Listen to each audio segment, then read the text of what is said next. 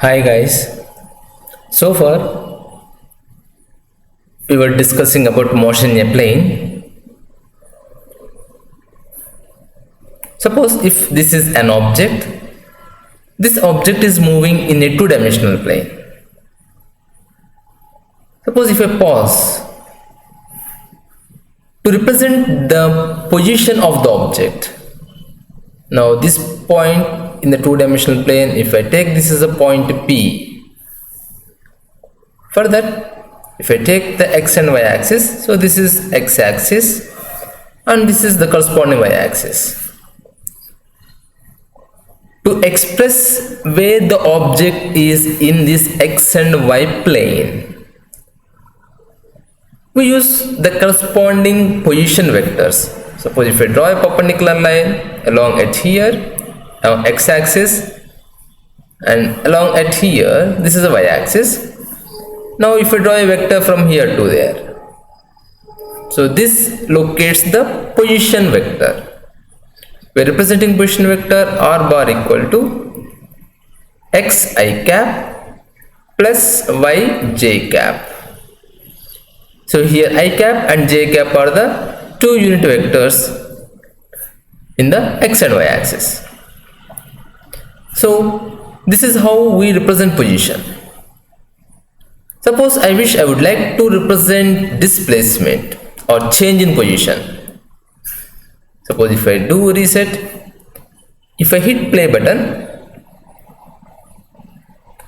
so object is moving. Now here I consider 2 points, at a point P and at a point, let it be at here P dash. Now at the 2 points, if object was at P and at P dash, the object is moved, and if you write the corresponding position vector of object at P, suppose this I can take that r bar equal to x I cap plus y j cap, and at P dash I wish I like to write that r dash bar, which equal to this. We can take that x dash I cap plus y dash j cap. Now where is the position vector r bar? You have to take the corresponding x axis and the corresponding y axis. And if you can make one small change at here and at here, and this is known as change in position along x axis, and this is the change in position along y axis, delta x and delta y. Now we need to write the displacement. Displacement means nothing but change in position. So we can express the displacement as delta r equal to, displacement is a vector, we need to subtract from the p dash minus 2p, r dash minus r. So if I do that at here, so delta r equal to r dash vector is x dash I cap plus y dash j cap and minus of x I cap plus of y j cap. So now if you can rewrite this expression, if I take the common I cap outside, so x dash bar minus x bar plus, if I take the j cap common factor, that is y dash minus y bar. So this we can write the delta r equal to delta x I cap plus delta y j cap. So this is the way to represent the displacement vector in 2 dimensions. So after displacement vector, so here we need to represent as like here the velocity vector. How we can write the velocity vector? So we represent as same, the velocity is nothing but, suppose if I do reset at here, now object is moving. To calculate that object average velocity, so to find that average velocity, we can use the formula straight away. The velocity is nothing but average velocity v bar equal to the rate of change of displacement delta r upon delta t. So right now I calculate the delta r, that equal to delta x I cap plus delta y j cap upon delta t. So let us split this delta t, so that gives delta x upon delta t I cap plus delta y upon delta t j cap, and this term we will write that vx bar I cap plus vy bar j cap. So this is the expression for average velocity of the object in 2 dimensions, the rate of change of displacement. Now, other than the average velocity, if we write that instantaneous velocity means velocity of the object at that instant. Suppose if I hit the button, reset, and let it move. Now at a point I take that if it moves at here, so at this point I want to calculate what is this object velocity, what is this velocity in these 2 dimensions. So this instantaneous velocity we will use as dr by dt, the differentiation value you can get it. So here the dr bar by dt, the same thing we can get in terms of v bar equal to, so vx I cap plus vy j cap. So the velocity is the component is also resolved into the 2 component, along its horizontal component, along its vertical component, and if we can add that too, so that total will gives the total velocity component. If it is a velocity vector, how to find the magnitude of velocity? So velocity vector direction showing, yeah, this is the direction, green arrow showing the velocity direction, but how to find the magnitude? So we can use that formula v equal to under root of vx square plus vy square. This is we can use by triangle law, and to find the direction we are using tan theta equal to vy upon vx. So these 2 formulas we will use to find the magnitude and direction of the resultant vector. Now here the velocity also resolved into its components, horizontal component and vertical component. To calculate its magnitude, we can use that square root of the x component square plus y component square, and for the direction we use tan theta equal to vy upon vx. So this about the velocity. Now what about to find the acceleration? Suppose this object is moving. So if it is moving, so likely we can find its acceleration. So acceleration, suppose if I want to find its average acceleration at 2 points, exactly same we can find that acceleration average is equal to final velocity minus initial velocity upon delta t. So we will take the object at 2 different locations. Suppose if I reset it here, so if object is moving, so if it is moving, if I consider, so this as a point P, so this is a location point P having velocity v, and after some time delta t, the object moved to a point P dash. It's moved a point P dash. So at this point its velocity v dash. Now to find the acceleration formula, rate of change of velocity v dash minus v upon delta t. So we can write that as a bar equal to the change in velocity. We can represent that as delta v. Delta v means nothing but change in velocity. Delta v upon delta t. And we know that velocity is also resolved in 2 components, that is vx I cap and Vyj cap upon delta t.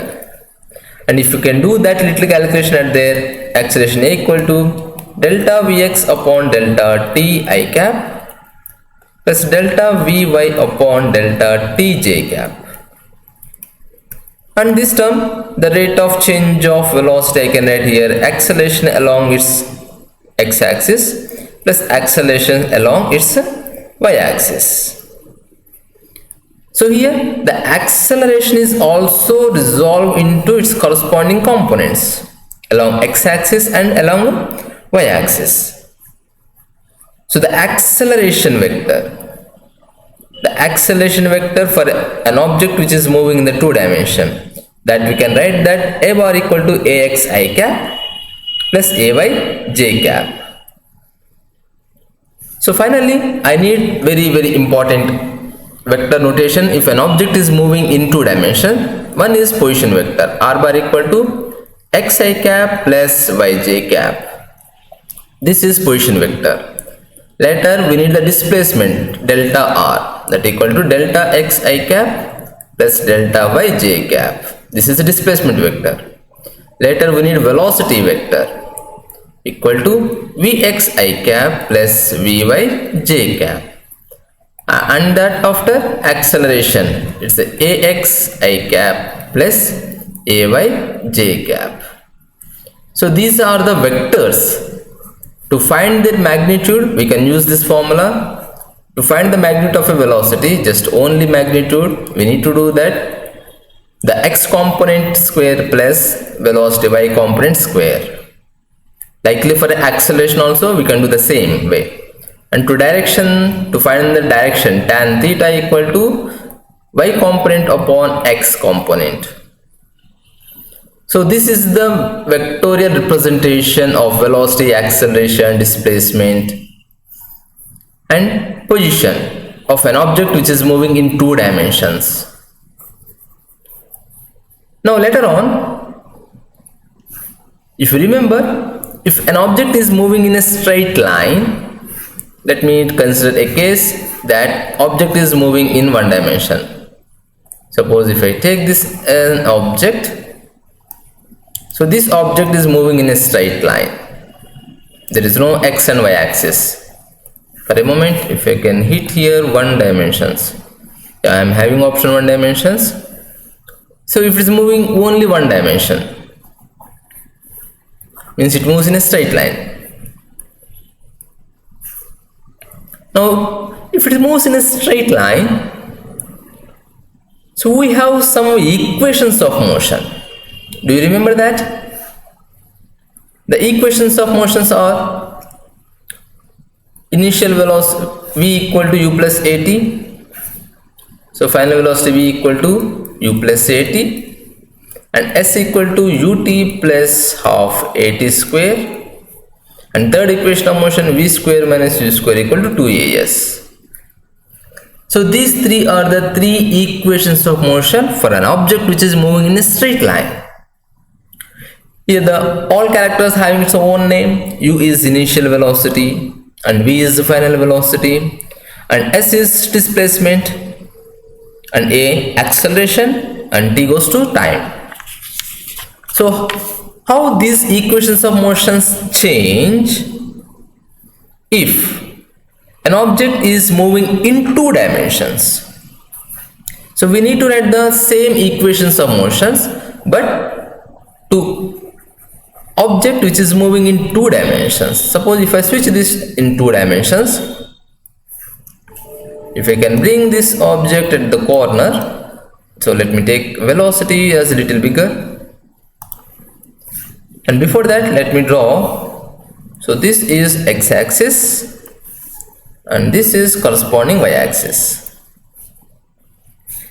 Now this object is moving in two dimensions. Now it is moving in two dimensions. How we can express equations of motions to this object in two dimensions? So to express equations of motion of an object in two dimensions, so how they are going to change? Let us see it first. So here you always remember that any component is resolving into its horizontal component and vertical components. That you keep in mind. So how it is going to change? Suppose if I write, suppose if an object having initial velocity is v naught and final velocity as v. Okay, here I consider as v equal to initial velocity v naught and u equal to initial velocity equal to v naught and v equal to final velocity v. And we know that how this expression changes. U equal to v plus at. Sorry, it's the v equal to u plus at. V equal to u plus at. Now, how this expression going to change in terms of the object when it is moving in the two dimensions? Always we remember that object in two dimensions, its any component is resolving into corresponding components. Let us try to write it first. So projectile motion is something looks like this. Suppose we are throwing an object from certain height with a velocity. So here I am having a Canon machine. So from the Canon machine, here I can control the speed. So initial speed.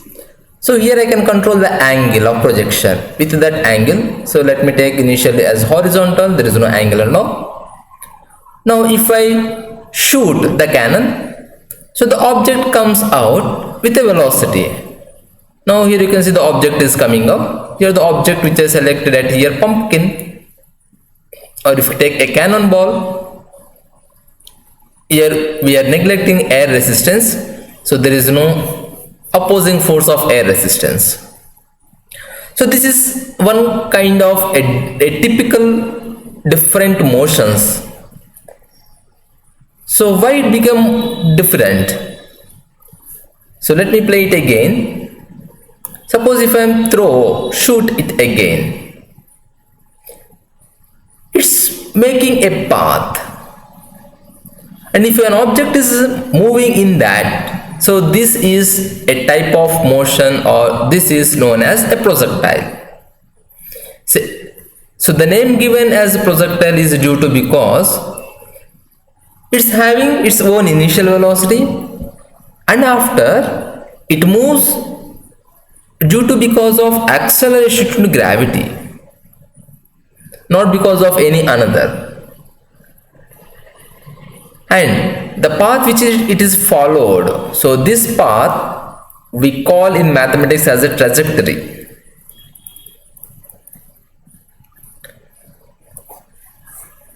So we will name it what type of this trajectory.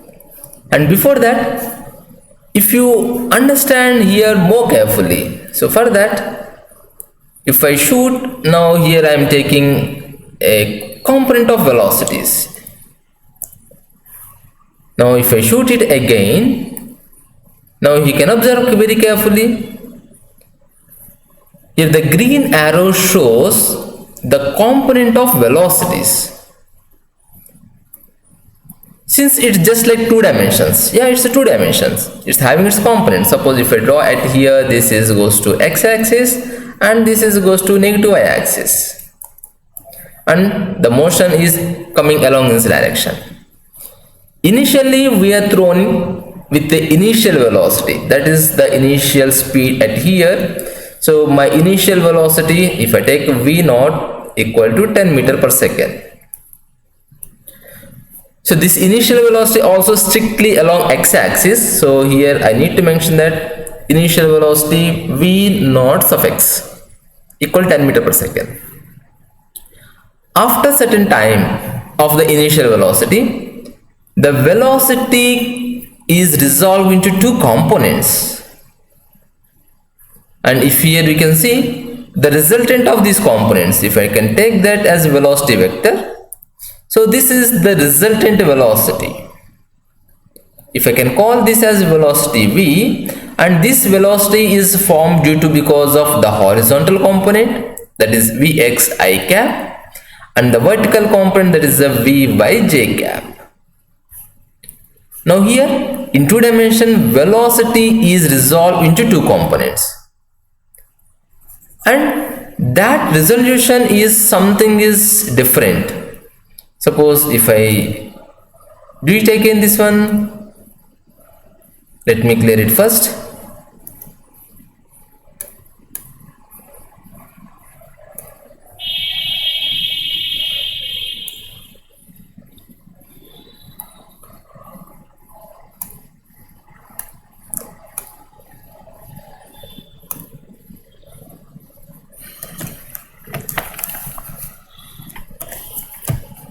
Now when we release the object, observe it carefully.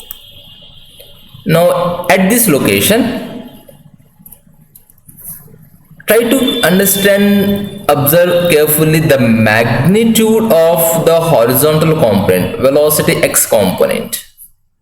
So the velocity x component at that point, and if I play it again, the velocity at that point.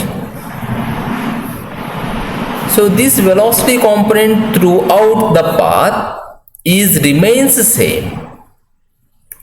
And if I can play that one more, so the component of the velocity, so this velocity component throughout the position, if I take different locations A, B, C and all, the velocity x-axis component is same, that is remains same.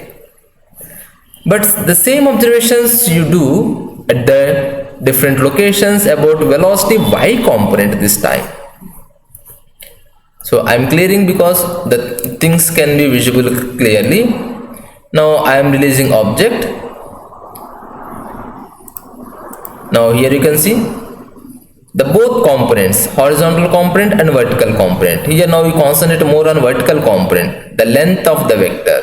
So this is something like small. And if I play it again for another point, now by coming at here, you might be noticed the length of the y component vector has increased. Now this is as increased, but the horizontal component, so this is remains the same. So I need to draw the same length.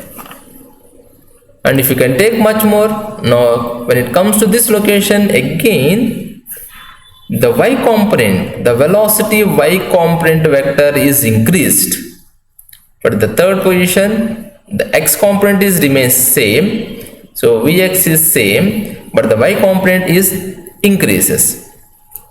It is increasing.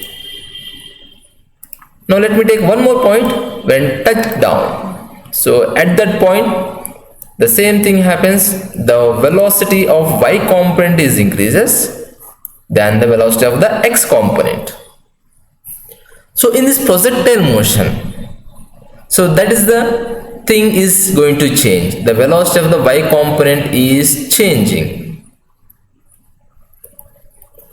and the velocity of the x component is remains the same. Remains the same. So that's the one of the observation we need to do at here. The y component gets changed and the x component remains same. Now let us try to observe one more thing here. We need to observe about the acceleration. Now this time if I can take to see the only the acceleration. Now this time I highlighted acceleration. You can observe that as acceleration. Now if I shoot Canon again, now acceleration here, you see carefully, it is the acceleration due to gravity only. The acceleration of the object, again I will do that, the acceleration of the object, it's not having any components. So even though here I selected the components, the acceleration, it is not having any component, because common sense, here acceleration due to gravity is always acting downwards. So that is the acceleration. There is only y component. There is no x component acceleration. So this component of acceleration equal to 0. Why? Because I am discussing it here in 2 dimensions. Velocity is resolved into 2 components, the velocity x component and velocity y component. And acceleration also resolves into 2 components, accelerations x component and accelerations y component. In projectile motion, especially in this case, so this is a case of projecting of an object from certain height. So these are the noticeable change. There is no change in velocity in the x component. There is only change in velocity in the y component, and there is no change in acceleration along y component. It's due to because of gravity, and there is no accelerations along the x-axis. Now if this is task to us, now here we need to derive certain mathematics. So that mathematics gives what is this trajectory. So in mathematics, trajectory means the object which moves. Suppose if object moving in a circle, so the trajectory we can call this is a circular trajectory. Suppose if object is moving in ellipse, so it can call it as an elliptical trajectory, the path taken by the object. And similarly, if object is taking this kind of path, usually this path comes under parabola. So this is a type, or if we can do opposite also, and this section comes exactly matches to this section. And we need to find what is this trajectory shape with the help of mathematics, not any kind of that. And we need to prove that the trajectory is a parabola. And the second thing we need to find that is time of flight. The time taken for this object to reach from this point to this point. So that is known as time of flight, t. And the third one, we need to find that what is the distance. So the horizontal distance, and this is also called as range. The horizontal distance from the cannon to at what point it is falls. With the help of mathematics, we need to figure it out this all. And not only that one, what is the velocity after reaching at this point? So what this object velocity? So these things we will see in 2 dimensions, one by one. So that I will make another video lecture so that it won't be too much length.